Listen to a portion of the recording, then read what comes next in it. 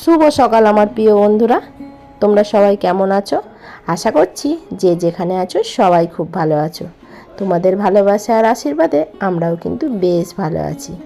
Pinku simple লাইফস্টাইলের আরও একটি নতুন ভিডিওতে তোমাদের জানাই অনেক অনেক ভালোবাসা আর অনেক অনেক স্বাগত। আজকের দিনটা হচ্ছে মঙ্গলবার আর ঘড়িতে এখন বাজে 5:30। এখন থেকেই তোমাদের নিয়ে আজকের ভিডিওটি শুরু করছি। আশা করছি ভিডিওটি তোমাদের খুব ভালো লাগবে। ভিডিওটি স্কিপ না করে পুরো ভিডিওটি জুড়ে থাকার অনুরোধ রইল। দেখতেই পেলে ঘর থেকে কত নোংরা বার করছি। এই নোংরাগুলো কিসের বলো তো? আগের দিন তো তোমাদের বলেইছিলাম সোনা সেই পেন্সিল ছুলেছিল আর সেইগুলো নোংরাগুলো রাত্রিরে আর ঘর থেকে বার করা হয়নি। তোমাদের দাদাভাই বলেছিল যে রাত্রিরেই বার করে দেবো। আমি বললাম ছেড়ে দাও, বার করতে হবে না, আমি সকালে ঝাঁট দেবো, একেবারে বার করে দেবো। ওই জন্যই কিন্তু এখন বার করে দিচ্ছি। ঘর দোয়ারগুলো তো আমার ঝাঁট দেওয়া হয়ে গেছে। আর দেখো এখন কিন্তু ঘর দোয়ারগুলো মুছেও নিচ্ছি। এবারে কিন্তু ঘর দোয়ারগুলো আমি সকালেই মুছে নিচ্ছি। মুছে তারপর কিন্তু গা কাপড় ধুয়ে তারপর রান্না চাপাচ্ছি। এইটা করে মুছলে কোনাগুলো তো পরিষ্কার হয় না, ওই জন্য কিন্তু পায়ে করে একটু টিপে ধরে মুছে নিচ্ছি যাতে কোনাগুলো পরিষ্কার হয়ে যায়। তখন যখন সোনাকে নিয়ে স্কুল বেরাতাম তখন কিন্তু ভোরবেলা উঠে সব কাজ করে ঘর দোয়ার মুছে একেবারে স্নান করে ঠাকুরের সেবা দিয়ে তারপর রান্না চাপাতাম। এখন যেহেতু সোনাকে নিয়ে স্কুল যায় না সেহেতু ঘর দোয়ারগুলো আগে মুছতাম না। এবারে বেলাতে মুছতে এতটাই দেরি হয়ে যাচ্ছে, বেলাতে না আর মুছতে যেন একদম এনার্জি আসছে না। ওই জন্য ভাবলাম ঘর দোয়ারগুলো একেবারে মুছেই নিই। তারপরে তো গা কাপড় ধুয়ে ঠাকুরতলা ধুয়ে চলে এসেছি রান্নাঘরে। আমার যেটা রোজগারের কাজ, রান্নাঘরে এসে প্রথমে ভাতটা চাপিয়ে দেওয়া, সেটা কিন্তু চাপিয়ে দিয়েছি। এবার কিন্তু ডালটাও চাপিয়ে দেব।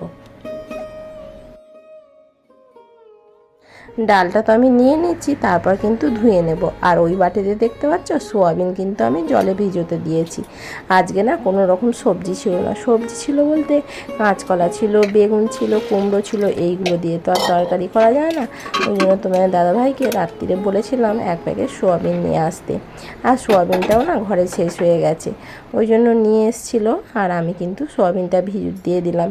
আর দেখো তার মাঝখানে ডালটা সিদ্ধ হয়ে যাওয়ার পরে আমি কিন্তু একটু গরম জল করে নিয়েছিলাম আর সোনার ক্যারেটের ড্রেসগুলো কাচবো বলে। আর সোনার ক্যারেটের ড্রেসগুলো তো ঠান্ডা জলে দিলে ছাড়তেই চায় না, প্রচুর কষ্ট হয় জানো তো তুলতে। এত ময়লা হয়, হাঁটুগুলো কনুইগুলো খুব ময়লা হয় ড্রেসটা। আর ওই জন্য একটু গরম জল করে তাতে একটু ঠান্ডা জল মিক্সড করে আমি কিন্তু জামা কাপড়গুলো বুড়িয়ে দেবো। মানে সোনার ড্রেসটাই বুড়াবো। আর জলটা না খুব গরম ছিল, হাত যেন দেওয়া যাচ্ছিল না। সার্ফটা পুড়িয়ে দিয়ে চলে এলাম রান্নাঘরে। রান্নাঘরে এসে সোয়াবিনগুলো দেখলাম ভিজে গেছে। সোয়াবিনগুলো কিন্তু ওই জন্য আমি ভেজেও নিচ্ছি। আর সোয়াবিনের তরকারির জন্য একটু আলু আর একটু পেঁপে কেটে নিয়েছিলাম। আর দেখো তরকারিটাও কিন্তু আমার হব হয়ে এসছে। এবার কিন্তু আর একটু ফুললে তারপর নামিয়ে নেব। রান্নাটা তো আমার হয়ে গেছে, এখনও কিন্তু মাছটা করতে বাকি আছে। মাছটা কেন বলো তো আগে করিনি। মাছটা আগে করলে আমাকে কিন্তু এইগুলো আবার ধোয়া মাজা করতে হতো, যেহেতু এইখানটা মানে আটাটা বেলবো আর এখানটা তো তাহলে আবার মুছতে হতো, গ্যাস মুছতে হতো, কড়া মাজতে হতো। ওই জন্য কিন্তু আগে আমি পরোটাটা করে নিলাম, করে নিয়ে তারপর কিন্তু শেষে একেবারে মাছটা করব। পরোটা করলে না আমাকে দুরকমভাবে করতে হয়। তোমাদের দাদাভাই নিয়ে যায় 3 কোনা পরোটা আর সোনার জন্য করতে হয় গোল পরোটা। আমাকে দুরকমভাবে দুজনের মতো করে করতে হয়। যাই হোক আর কি করা যাবে, যে যেটা পছন্দ করে তার মতো করেই করে দিতে হবে। আর দেখো আমি কিন্তু পরোটাটা করে নিয়ে মাছটাও করে নিয়েছিলাম। আজকে কী রান্না হয়েছে দেখো, সোয়াবিনের তরকারি হয়েছে, মসুর ডাল করেছি। আর দেখো এখানে কিন্তু ওল সিদ্ধ করেছিলাম, ওতে একটু সর্ষে বাটা আর কাঁচা লঙ্কা আর সর্ষের তেল নুন দিয়ে মেখে দিয়েছি। আর মাছের ঝাল। আর এখানে দেখো তোমাদের দাদাভাইয়ের টিফিন গুছিয়ে দিয়েছি। তোমাদের দাদাভাই কিন্তু খেয়ে দিয়ে বেরিয়ে গেছে। আর ওই পরোটাগুলো কিন্তু সোনাকে দেবো বলে রেখে দিয়েছি। সোনার টিফিনটা কিন্তু এখনও গোছানো হয়নি। তারপরে সোনা তো স্কুল বেরিয়ে যাওয়ার পরে আমি কিন্তু বিছানাটা গুছিয়ে নিচ্ছি। একদিন সোনা থাকতে থাকতে আমার কিন্তু বিছানাটা গুছানো হয়ে যায়, আর আজকে কিন্তু হয়নি। আর সোনা এত ঘর নোংরা করতে পারে, মানে কি বলবো। দেখো নিচেতে আমি ঝাঁট দিয়েছিলাম ওই পেন্সিলের ছোলাগুলো, তাতেও কিন্তু ওই পাখা স্ট্যান্ড ফ্যানের নিচেতে ঢুকে গিয়েছিলো। তোমার দাদাভাই স্ট্যান্ড ফ্যানটা সরিয়ে দিয়েছে, বালিশগুলো ফেলেছি, ওতে কিন্তু আবার নোংরা হতে গেছিলো। আমি কিন্তু বিছানাটা একবার ঝেড়েছিলাম, তারপর কিন্তু বালিশগুলো গুছিয়ে রেখে আর একবার ঝেড়ে নিলাম। আর দেখো ওই ঘরটা গুছিয়ে আর চলে এসেছি আমাদের মায়ের ঘরে। মায়ের ঘরটাও ঝেড়ে একটু পরিষ্কার করে নিচ্ছি। রান্নাঘরে দেখো আজকে কত বাসন হয়েছিল, বাসনগুলো কিন্তু আমার ধোয়া হয়ে গেছে। আর বেসিনটাকেও দেখো সুন্দর করে পরিষ্কার করে নিয়েছি। রোজ দিনই তো বেসিনটা পরিষ্কার করতে হয়, না করলে নয়, বাসন যেন ধুতেই ইচ্ছা করে না। আর দেখো গ্যাসটা কিন্তু এখনও মুছতে বাকি আছে, আর এই জানলাটা একটু মুছে নেব, তাহলেই কিন্তু আমার রান্নাঘরটা মোটামুটি পরিষ্কার হয়ে যাবে। আজও জানো তো ডাল সিদ্ধ করতে গিয়ে ডালটা পুরো সেই মানে বেরিয়ে এসেছিলো প্রেশার কুকার থেকে, আর গ্যাসের উপরে পড়েছিল, গ্যাসটা না খুব নোংরা হয়ে গিয়েছিলো। ওই জন্য কিন্তু এই স্কচ ব্রাইট দিয়ে ভালো করে রগড়ে পরিষ্কার করে নিচ্ছি। মাঝে মাঝে মনে হয় বাড়ি ছেড়ে চলে যাই, বাড়িতে আর থাকতে ইচ্ছা করে না। এই একঘেয়েমি জীবন আর ভালো লাগছে না, মনে হচ্ছে একটু কোথাও ঘুরতে গেলে ভালো হতো, কিন্তু কোথায় আর ঘুরতে যাব বলো। আর যেই দিনেই রবিবারে তোমাদের দাদাভাই বাড়ি থাকছে, সেই দিনেই বিকালবেলাটা বৃষ্টি হচ্ছে, যে কোথাও একটু বাইরে বেরোবো তারও উপায় নেই। আর কোথায় বা গিয়ে শান্তি আছে বলো, বাড়ির মতো শান্তি কোথাও নেই। বাড়িতে থাকলে মনে হয় বাইরে যাই, আর বাইরে গেলে মনে হয় বাড়িতে কখন যাব এরকম মনে হয়। গ্যাসটা তো আমি ভালো করে মুছে নিয়েছি, মুছে নিয়ে কিন্তু দেখো এই দেয়ালগুলোও কিন্তু একটু ভালো করে মুছে নিচ্ছি, কেন তেল ছিটকায়। তারপর দেখবে রুটি করলে ওই আটার গুঁড়োগুলো দেখবে ওই দেয়ালে গিয়ে আটকে যায়, যেহেতু তেলের সাথে থাকে না, একটা তেল চিটচিটে হয়ে গেছে, তাতে কিন্তু ওই আটাগুলো আটকে যায়। ওই জন্য ভালো করে কিন্তু আমি পরিষ্কার করে নিলাম। আর রান্নাঘরটাও কিন্তু মুছে নিয়েছি, মুছে নিয়ে চলে এসেছি একেবারে কলে। সোনার পড়াশোনার চাপে এখন আর কোথাও যেতে পারি না, আবার দুদিন পরে আরও চাপ বেড়ে গেলে আর তো কোথাও যেতেই পারবো না। এখনও সোনাকে আমি টিউশন দিইনি, যদি টিউশন দিই বাড়িতে তাহলে তার কোথাও যাওয়াই যাবে না। একমাত্র মায়ের বাড়ি গেলেই আমার সোনার স্কুলটা কামাই হবে না, কিন্তু দিদিদের বাড়ি গেলে, দিদিদের বাড়িতে অনেকটা করে দূরে দূরে, ওদের বাড়ি গেলে কিন্তু স্কুলটা কামাই হয়ে যাবে। আর সোনার এই স্কুল কামাই করাতে আমার কিন্তু একদম ভালো লাগে না, আর আমি ইচ্ছাকৃতভাবে কোনো দিনই স্কুলটা কামাই করাই না, ওই জন্য আর কোথাও যাওয়া হয়ে ওঠে না। তোমার সাথে কথা বলতে বলতে আমি তো বালতিগুলো ধুয়ে নিলাম, ধুয়ে নিয়ে দেখো এবার কাচবো বলে কলতলায় চলে এসেছি। সোনার ক্যারেটের ড্রেসগুলো কাচবো, আর সোনার স্কুল ড্রেস ছিল সেইগুলোও কিন্তু কেচে দিচ্ছি। সোনার স্কুল ড্রেসগুলো তো রোজ দিনই কাচতে হয়, মানে একদিনও যে একটা ড্রেস দুদিন পরা যাবে সেইটা কিন্তু হয় না, এত নোংরা করে মানে বলার মতো নয়। আমি তো ড্রেস কাচতে কাচতে আমার হাত খুলে যাওয়ার অবস্থা হয়।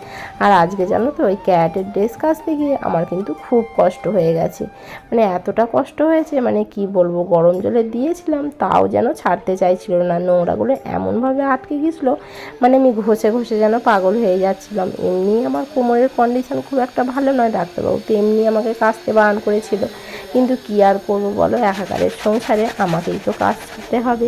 আর তোমার দাদা ভাইয়ের সকালবেলা টাইম হয় না জানো তো, আর ও মানুষটা বাইরে গিয়ে সারাদিন কাজ করে, আবার বাড়িতেও কত কাজ করবে বলো। আমি ওই জন্য আর কিছু বলি না, আমি কেচে নিই, কী করবো, কষ্ট করে হলেও কাচতে হবে। আর এইগুলো তো আর ফেলে রেখে দেওয়া যায় না, আর এই নোংরা ড্রেস পরে পরের দিন পাঠানোও যায় না, ওই জন্যই কিন্তু একেবারে কেচে পরিষ্কার করে নিলাম, কষ্ট হলেও কিছু করার নেই।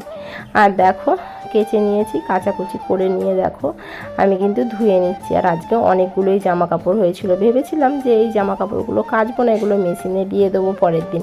ভাবলাম সার্ফের জলটাও আছে, জলটা নাহলে সেই নষ্ট হবে, ওই জন্য কিন্তু মেখে দিয়েছিলাম, কেচে দিলাম। আর দেখো ড্রেসগুলোতেও কিন্তু উজালা দিয়ে দিলাম, দিয়ে কিন্তু এবার ছাদে নিয়ে চলে যাব। আর আমি যেই কাজটা শুরু করে দিয়েছি, আকাশটা এত মেঘলা করেছে, আর আকাশ ডাকছে এক্ষুনি মনে হয় বৃষ্টি এসে যায় অবস্থা। আরে দেখো বৃষ্টিটা হচ্ছে, দেখো জামা কাপড়গুলো কাচলাম আর দেখো বৃষ্টি, আর ওইখানে গামছাটা দিয়েছি তুলতে ভুলে গেছি। দেখো কল কল করে দিয়ে বৃষ্টি হয়ে যাচ্ছে। কাচাকুচি করে একেবারে স্নান করে নিয়েছিলাম, কেন জামাটা ভিজে গিয়েছিল কাচতে গিয়ে, আর একেবারে স্নান সেরে নিলাম। আর তোমরা হয়তো দেখালাম কীরকম হারে বৃষ্টি পড়ছে। আমার অত জামা কাপড় এবার কোথায় দেবো বলো দেখিনি। সকালে দেখলাম মানে রোদ করেছিল বলে চারপেটা বুড়ালাম, মানে গরম জলে দিয়েছিলাম। আর তারপর আবার যেগুলো মানে এমনি ঠান্ডা জলের ছিল সেইগুলোও আবার নিয়ে গিয়ে পরে কিন্তু বুড়িয়ে দিলাম, ভাবলাম কেচে দিয়ে শুকিয়ে যাবে হয়তো রোদ করেছে। কিন্তু কাচার পর থেকে এত ওয়েদারটা মেঘলা হলো, আর তারপরে তো দিতে ঝমঝমিয়ে পুরো বৃষ্টি এসে গেল। মানে এখনও বৃষ্টি পড়ছে, তোমরা আওয়াজ পাচ্ছ কি আমি বুঝতে পারছি না, কিন্তু এখনও বৃষ্টি পড়ে যাচ্ছে। আমি ঠাকুরের সেবাটাও দেবো, ঠাকুরের বাসনগুলো ধুতে যাবো কলতলায়, সেটাও যেতে পারছি না, এত বৃষ্টি পড়ছে। এবার জামা কাপড়গুলো নেই যে আমার কী সমস্যা, আমি কী করবো সেটাই ভাবছি জানো তো। দুদিন মানে কাচিনি, বেশ ভালো রোদ করেছিল, কালকেও প্রচণ্ড রোদ করেছিল। আর আজকে দেখো কাচতে গেলাম আর আজকে এরকম হচ্ছে। কেন যে আমার সাথে এরকম হয়, যেদিনই কাচতে যাই সেদিনই মেঘ করে, আর যখন রোদ করে তখন তো মানে কালকে আর কাচা হলো না, কালকে আর ভালো লাগেনি বলে কাচিনি, ভাবলাম আজকেই কাচবো। আর আজকে দেখো কাচতে গেলাম, আর যেহেতু কালকে সোনার ক্যারাটে আছে, ক্যারাটের ড্রেসটা কাচতে গেলাম। আর কী করবো ভাবছি, ভেবে পাচ্ছি না যে কী করবো, জামা কাপড়গুলো নিয়ে দেখা যাক কী হয়। যে ওয়েদারটা একটু যদি পরিষ্কার হয় তাহলে ছাদে দিয়ে এলে তবু জলটা ঝরে গেলেও তবু ঘরে ধরে মানে নিয়ে এসে চালিয়ে দিতে পারবো। কিন্তু সে তো আর হচ্ছে না, জল তো দেখছি পড়েই যাচ্ছে। দেখো ভালো জল পড়ছে, জোরে জোরে জল পড়ছে, এই দেখো।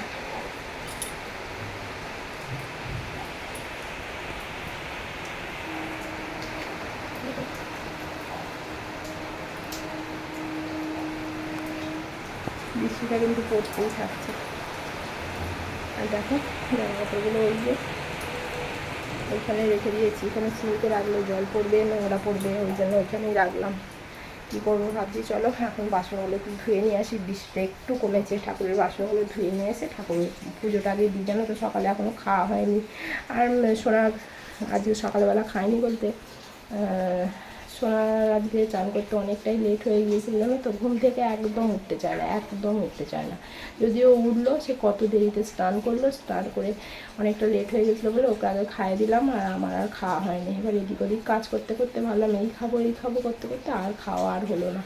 এখন বেজে গেছে 11:30 বেজে গেছে, ঠাকুরের সেবাটা দিয়ে এবার একবারে খাবো। চলো দেখতে থাকো আজকে ভিডিওটা। বৃষ্টিটা একটু কমতে আমি কিন্তু ঠাকুরের বাসনগুলো ধুয়ে নিয়ে এসে ঠাকুরের কিন্তু সেবাটাও দিয়ে দিলাম।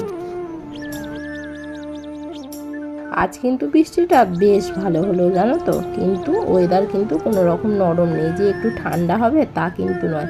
আর দেখো আকাশটা এখন মানে বৃষ্টিটা আর পড়েনি, আকাশটা কিন্তু এখনও মেঘ একটু একটু হয়ে আছে, বুঝতেই পারছো তোমরা পিছন দিকটা একটু অন্ধকার অন্ধকার হয়ে আছে। আর আমি কিন্তু জামা কাপড়গুলো নিয়ে চলে এলাম ছাদেতে, নাহলে এত জামা কাপড় কোথায় ঘরে ধরে দেবো বলো। ওই জন্য নিয়ে চলে এলাম, একটু যদি জলটা ঝরে যায় তাহলে আমার ভালো হয়, তাহলে সেগুলো নিয়ে গিয়ে কিন্তু ঘরে দিয়ে দেবো। সব জামা কাপড়গুলো তো ছাদে দিয়ে দিলাম, এই দেখো। আর জানো তো রোদটা বেশ ভালো করেছে, আমার কপালটা মনে হয় আজকে বেশ ভালো জানো, মানে শুকিয়ে যাবে। আর একটা বালতি রেখে এলাম, যদি বৃষ্টি এসে যায় ওইটা সব ভরে নিয়ে চলে আসবো। আর এই যে একটা বালতি নিয়ে চলে যাচ্ছি। চলো এবার খাবো। আর খালি ঘেমে গেছি দেখো, সেগুলো ঠিক করেছিলাম ওটাও ফেটে গেছে, প্রচণ্ড গরম।